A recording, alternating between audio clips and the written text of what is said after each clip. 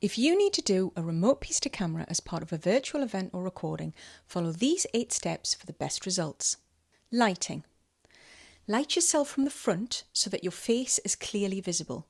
Facing a window is better than having a window behind you because unless you have a pretty high-end camera, you're just going to be a dark shape in a bright frame. Ensure there is plenty of ambient light in the room. Video looks more grainy in low light.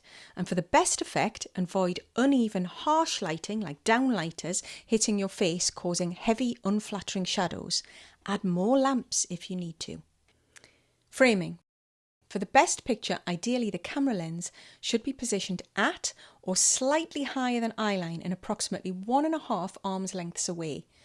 The top edge of the frame should be close to but not touching the top of your head, and the bottom edge should reach mid-chest, meaning your eyeline should be about 1/4 of the way down in the frame. You'll probably find you need to stack your laptop on top of a box or a pile of books to give it the height. Angle the camera so that there's little to no ceiling or floor showing in the frame.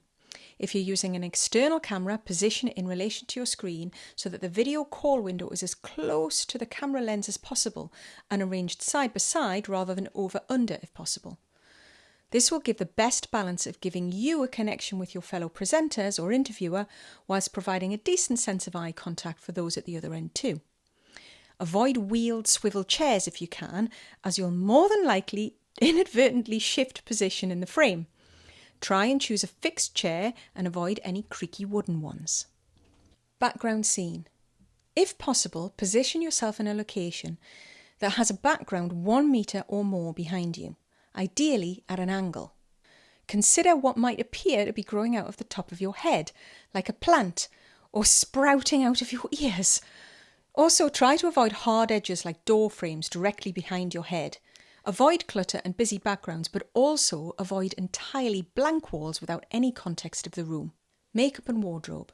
Consider your top or shirt against your background. You should stand out against it. Don't wear white against a white wall. Add something else like a jacket if you need to. Use powder to combat any shine, but remember to cover up your clothing before applying though. If makeup is your thing, it's less visible on camera, so you can wear far more than you think to give you the same level of definition that you're used to seeing in the mirror. Internet. To maximise bandwidth and the quality of the video, position yourself close to the router or ideally connect it with an Ethernet cable. Disconnect other devices from the network, particularly those which use video, for example security cameras, or anything that's likely to start a background download or upload like a games console. Computer.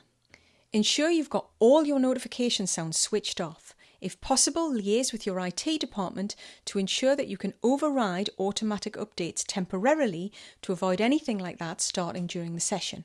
Ensure your laptop is plugged into a power source and that it is receiving power. Phones. Ideally switch off or unplug both landline and mobile phones altogether for the duration of the session. Alternatively, set to aircraft or do not disturb. Keep them away from the microphones as they can cause interference. Which brings me to sound. Use an external mic if you have one. Avoid the inbuilt and those awful headsets with mics. They look untidy and compress the audio. If you're using a tie clip, ensure the mic capsule isn't brushing against your clothing as you move, and that you hide the cable by running it in and through and under your clothing. Find a quiet space, avoiding noisy roads if possible. If it's unavoidable, try and have the source of the noise in the shot. Wear headphones if you can to prevent feedback loops. In-ear versions are less obvious. Run cables over the backs of your ears and down the back of your clothing. Sound quality can make or break you in a video. So watch this video next if you want your voice to come across with real richness, and I can give you some pointers on what kind of mic to choose.